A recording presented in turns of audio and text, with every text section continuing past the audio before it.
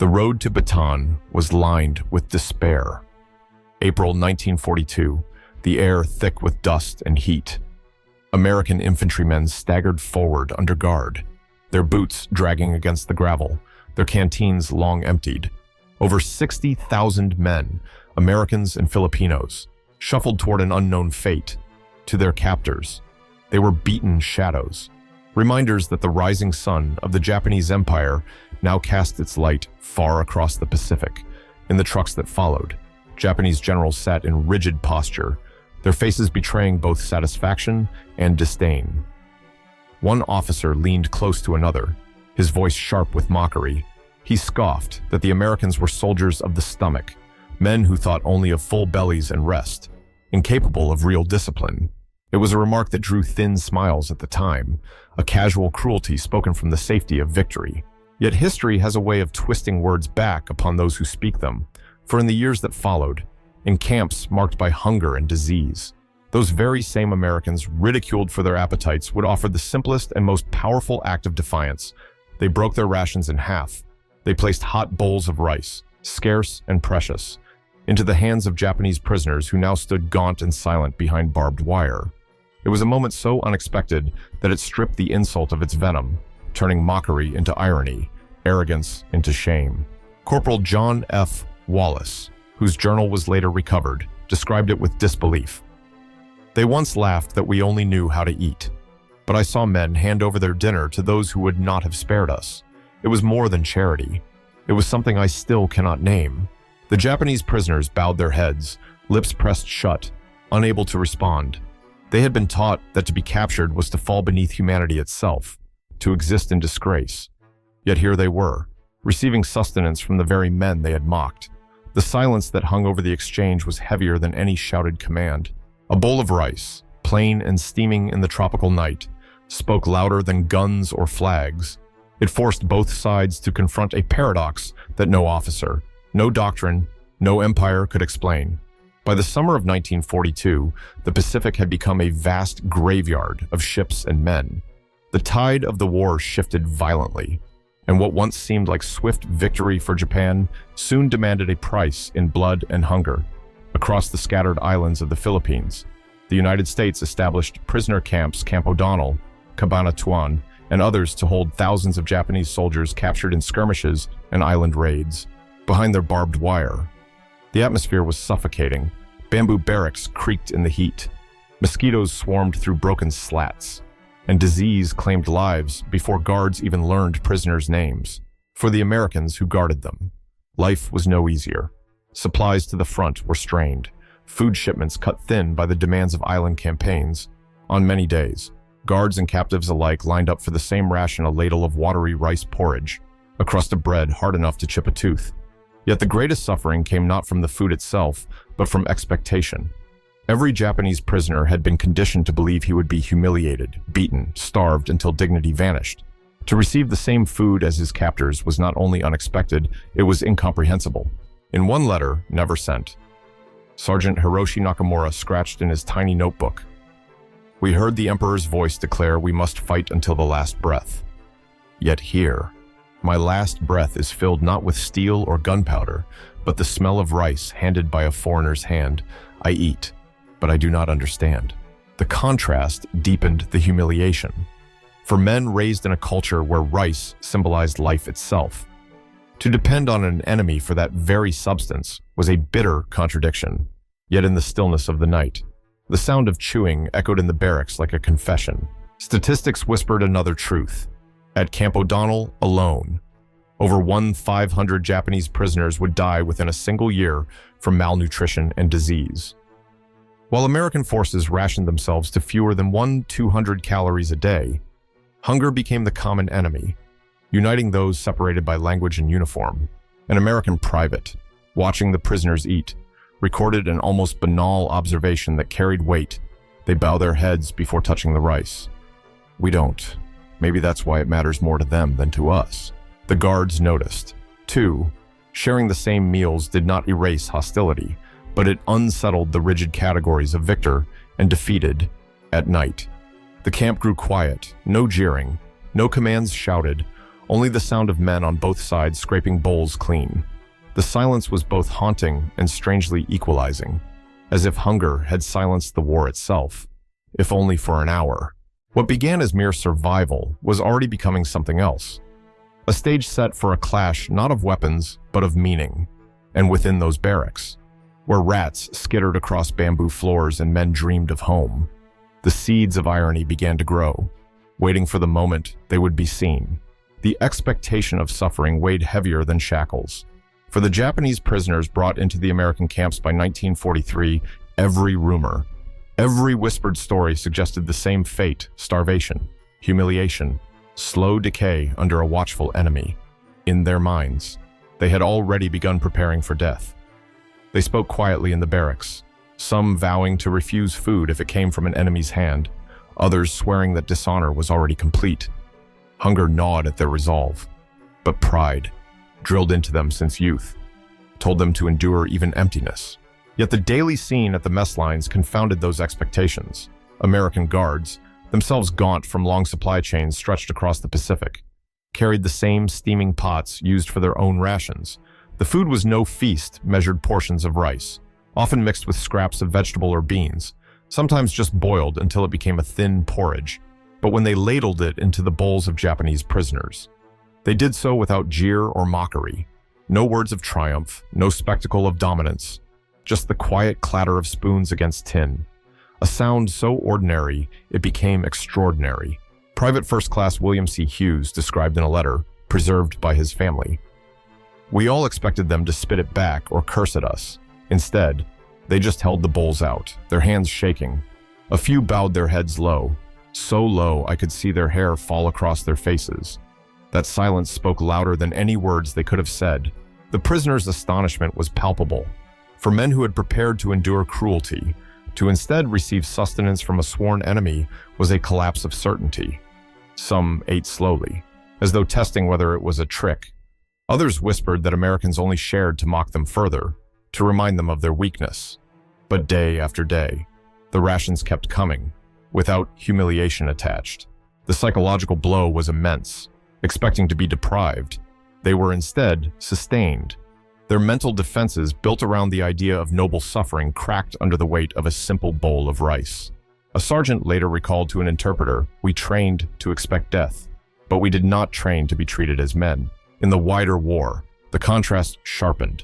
By this time, American production lines back home were producing one B-24 bomber every 63 minutes, factories running around the clock. That vast machine of industry meant that even the far-off camps could spare rice for their prisoners, to the Japanese captives. This abundance was another humiliation. How could a nation mocked as soft feed even its enemies while still waging war with overwhelming force? The image of bowed heads around steaming bowls became a daily ritual, a quiet reversal that cut deeper than punishment. For in those moments, no guard raised his voice, no prisoner raised his eyes, only the thin curl of steam rose upward, vanishing into the night air, leaving behind questions too heavy for either side to speak aloud. In the still heat of the camps, a new ritual unfolded each evening. American guards carried iron pots across the yard, their contents steaming despite the scarcity of fuel. Inside lay rice, sometimes lumpy, sometimes thinned with water until it was almost soup, but still warm, still life.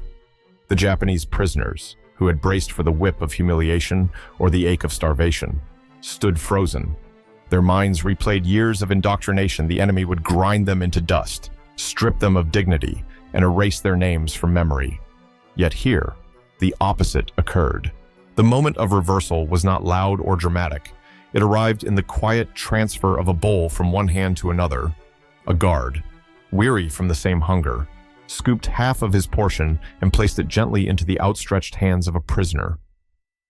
For an instant, there was no sound, only the faint hiss of rice meeting tin, only the sharp awareness that this was not the cruelty they had expected. The prisoner's eyes widened, his lips parted, and he bowed his head so deeply that his hair brushed the edge of the bowl. One diary page, smuggled and later found after the war, carried these words from Captain Kenji Mori. "The enemy gave me rice tonight. Not victory rice, not the rice of my mother's home, but rice from a stranger's hand. I did not know whether to eat it or weep. The scene repeated itself across camps like Cabanatuan, where disease had already claimed thousands. The food was never enough, but it was enough to surprise, to disarm the heart. Japanese officers who once declared Americans weak for loving food now watched their own soldiers survive because of that very impulse to share. It was not a feast. There were no smiles. The guards did not speak, and the prisoners did not thank them. Instead, silence draped the exchange like a shroud, making the moment heavier than if words had been uttered. Each man understood what was being given and what was being risked for sharing food with the enemy was a dangerous breach of pride, perhaps even of duty. Yet it happened all the same. Numbers cast the act into sharper relief. By 1944, Japanese war production was collapsing, with shortages so dire that rice rations at home fell to barely 700 calories per person. In the camps, where captives expected starvation, Americans still managed to deliver the same portions they themselves ate. The irony deepened. The nation mocked as indulgent now had the capacity to feed even its enemies. Under the lantern glow, as prisoners bent over their bowls, the guards turned away, unwilling to watch the tears mingling with rice grains. That silence was more eloquent than any shouted insult, and it marked the turning point when mockery gave way to something heavier, an unspoken recognition that the war's brutality could not erase humanity completely. By 1943, whispers of defeat had begun to reach the Japanese camps in the Philippines.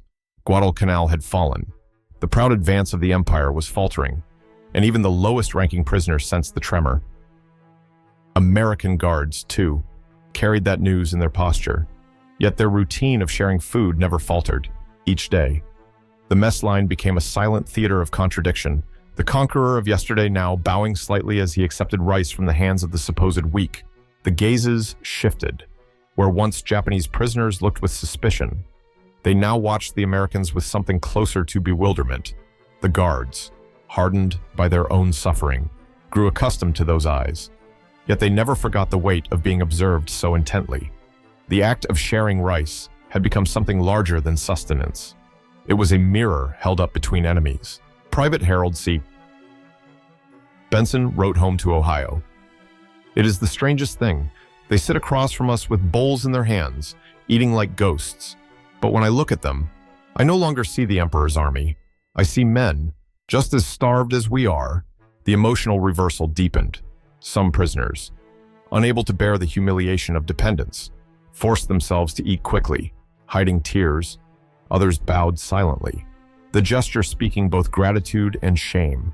For them, rice was not simply food. In their culture, it was spirit, home, family. To accept it from an enemy was to admit the fragility of their pride. The gossip among the guards added a human note. One corporal joked bitterly that he had never imagined he would eat the same dinner as the men who bombed Pearl Harbor. Another admitted that watching prisoners savor each grain made him think differently about his own plate. Even resentment began to blur. Hunger had stripped away layers of ideology until only survival remained. Yet the symbolism was not lost on anyone. A single bowl of rice, passed from victor to vanquished, became more than a meal. It became proof that mockery had no permanence, that pride could be unseated not by force but by mercy. Japanese officers who had once scoffed at American softness could not escape the irony their men survived not through the Emperor's might, but through the hands of those they despised. And here is where the story leans toward you, the listener. Imagine standing in that camp, watching your sworn enemy extend food rather than cruelty. Would you have the strength to accept it, or would pride keep you starving in silence? Tell me in the comments, because history is not only about what was done, but about what you believe you would do. The silence in the camps grew heavier each night. Bowed heads, steaming bowls, guards turning away, a ritual that spoke louder than speeches, eroding barriers grain by grain. By late 1944, the war had shifted beyond recognition. The once unstoppable Japanese armies were retreating, their supply lines cut, their cities bracing for firebombs that had yet to come, even in distant camps across the Pacific. The tremors of defeat echoed. News filtered in whispers: losses at Saipan, the bloody struggle at Leyte Gulf, the sky filled with American bombers. Prisoners could not escape the sense that the empire for which they had fought was crumbling grain by grain, battle by battle. Inside the barbed wire, however, the ritual of rice continued. Guards moved quietly through the lines, their uniforms sweat-soaked, their faces gaunt. They ladled steaming bowls to their captives. And in those moments, the war felt suspended. A prisoner's eyes met a guard's, not with contempt, but with something closer to resignation, perhaps even respect. Hunger had long since burned away bravado. What remained was the fragile recognition of life being preserved by an enemy's hand. Lieutenant Ichiro Sato, once an officer aboard a transport ship, later recalled to an interpreter I had prepared to die with my stomach empty. Instead, I lived with rice placed into my hands by a man I was taught to hate. This memory has stayed longer than the sound of guns. The emotional weight was undeniable for the Japanese soldiers, conditioned to see Americans as soft and decadent. It was disorienting to find them unyielding in war, yet merciful in captivity. For the Americans. The paradox cut just as sharply to feed the very men who had once sought their destruction. Camp gossip painted the picture in raw detail. Some guards grumbled that sharing food made the prisoners too comfortable. Others shrugged, saying that starving an enemy brought no victory worth having. One sergeant confessed that watching the prisoners bow over their bowls reminded him of his own family praying before dinner back home in Nebraska. Such moments blurred the lines of enemy and neighbor, of foreigner and kin. By then, numbers told a stark truth. More than 120,000 Japanese soldiers had already been taken captive across the Pacific. Thousands more would follow as the tide swept toward Japan itself. And yet, scattered across camps from the Philippines to Hawaii, the memory most enduring for many was not of barbed wire or bayonets, but of the strange dignity preserved in a bowl of rice. The audience must now step into that silence. What would you have felt had you been in that line, your pride hollow but your stomach empty, waiting for an enemy to decide your fate? Would you lower your head and accept, or would you let hunger consume you rather than bend? Share your thoughts below, because the line between survival and pride is one history forces us all to consider. The rice steamed, night after night, carrying with it a message louder than speeches and quieter than bombs. It became a fragile bridge, one that no general could command and no soldier could ignore. By the final months of war in 1945, the story of rice had become more than sustenance. It had become a symbol etched into memory across the camps. The ritual continued. Bowls of steaming grain passed silently between hands that once clashed on battlefields, for Japanese generals who once mocked American infantry as soldiers of the stomach. The irony had hardened into shame. Their troops were alive, not through the emperor's will, but through the compassion of those once despised. The symbolism deepened with every meal. In Asia, rice was never just food. It was spirit, family, and nation. To receive it from an enemy was to be reminded of dependence, but also of something greater, that humanity could be recognized even in war. American soldiers, hardened by campaigns and losses, rarely spoke of mercy. Yet their actions carried a message beyond words. Survival was stronger than humiliation, and compassion more enduring than cruelty. Statistics underscored the paradox. While American industry produced over 96,000 aircraft in 1944 alone, it also ensured that camps thousands of miles away received shipments of rice sufficient to feed both guards and captives. That abundance was itself a weapon, a quiet demonstration of power that no battlefield could fully express. A nation capable of feeding even its enemies was a nation whose strength could not be mocked away. Private Raymond Ellis captured the essence in his journal. "We didn't win them over with rifles. We won them over with rice. They will never admit it, but I saw it in their eyes." The prisoners, once prepared for starvation, now carried home memories more haunting than defeat. Many wrote years later that they remembered not only the pain of captivity, but the warmth of rice in their palms. The momentary collapse of the wall between enemy and man, for them, it was the moment they ceased to be symbols of empire and became men again, fragile and alive. The scene lingers: a steaming bowl passed across barbed wire, a bowed head receiving it, and silence falling heavy on both sides. It was no treaty, no declaration, but it carried the weight of both. One grain of rice carried a message more powerful than thousands of bullets. It sowed not fear, but recognition, not hatred, but the faint seed of hope. When the guns fell silent in 1945, the world was left to count its dead, over 60 million lives lost across continents. A generation scarred beyond repair. Yet tucked within that enormity were small, almost invisible acts that carried a meaning far greater than statistics. Among them was the simple ritual of rice shared in prisoner camps.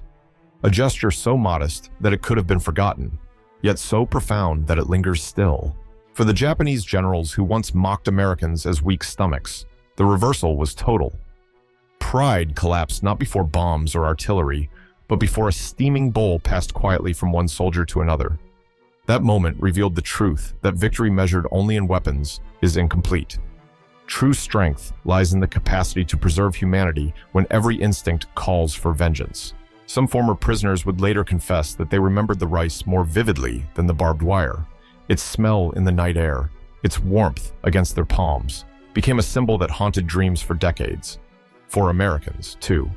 The act was a mirror, forcing them to see that even their enemies bowed and wept over food, just as their families prayed before dinner thousands of miles away. These memories humanize both sides in a way propaganda never could. It is tempting to think of history as made by speeches and victories, by generals' orders and lines drawn on maps. Yet history is also made in silence, in a bowed head, in a hand that refuses to pull away, in the choice to share what little one has. Rice, in its simplicity, became proof that war could strip men of nations, but not of humanity. The image remains steam curling upward into the night. Two enemies joined not by words, but by hunger and survival. Their pride trembling, yet their humanity undeniable. That image outlasts the sound of bombs. It tells us that even in the darkest of times, compassion can bend the iron weight of war.